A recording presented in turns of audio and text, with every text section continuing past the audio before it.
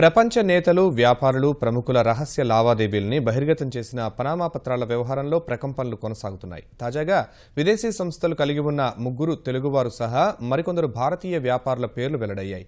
ఈ వ్యవహారంలో తీవ్ర ఆరోపణలు ఎదుర్కొంటున్న మొసాక్ ఫోన్సేకా సంస్థ తనను తాను సమర్థించుకునేందుకు విస్తృత ప్రయత్నాలు చేస్తోంది.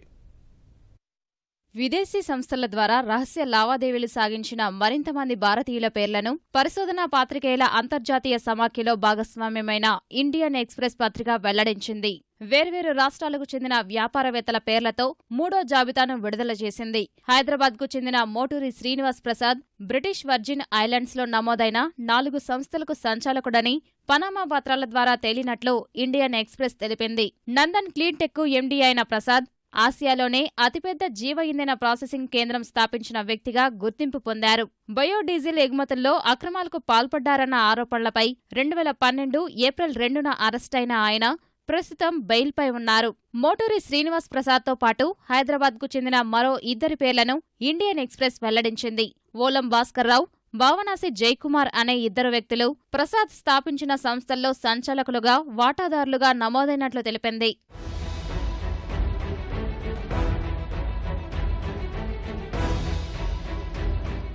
పనామా పత్రాల ఆధారంగా ఇండియన్ ఎక్స్ప్రెస్ ప్రచురించిన కథనంపై హైదరాబాద్కు చెందిన 3 వ్యాపారవేత్తలు వివరణ ఇచ్చారు.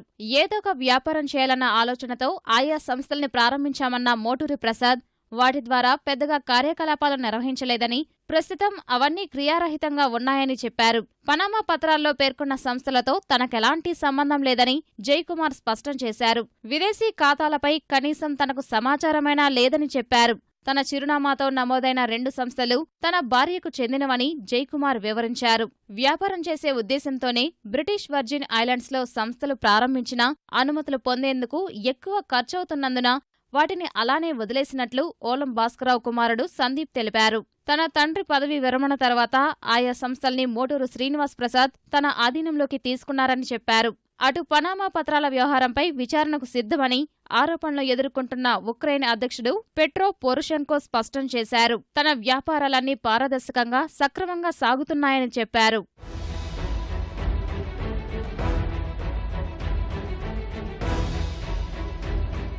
వేర్వేరు దేశాల ప్రముఖులకు సంబంధించి పనామా పత్రాల వ్యవహారంలో మరిన్ని వాస్తవాలు వెల్లడవుతున్నాయి. యుఏఈ అధ్యక్షుడు Sheikh Khalifa bin Zayed Al Nahyan విదేశీ సంస్థల ద్వారా లండన్లో $170 కోట్ల విలువైన ఆస్తులు కలిగి ఉన్నారని వెల్లడైంది. అటు నల్లధనానికి స్వర్గధామంగా మారిందని ఆరోపణలు ఎదుర్కొంటున్న పనామాపై ఆర్థిక పరస్పర సహకారం, అభివృద్ధి ఓఈసీడీకి ఫ్రాన్స్ ఫిర్యాదు చేసింది.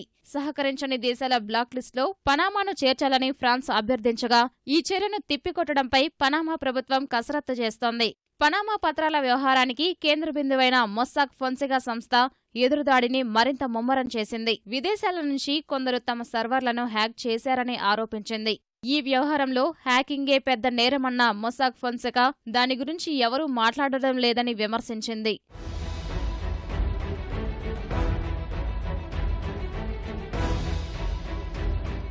పనామా పత్రాల వ్యవహారంలో విదేశీ ఖాతాల చట్టబద్ధతపై ఇప్పుడే తుది నిర్ణయానికి రావడం సరికాదని రిజర్వ్ బ్యాంక్ పునరుద్ఘాటించింది.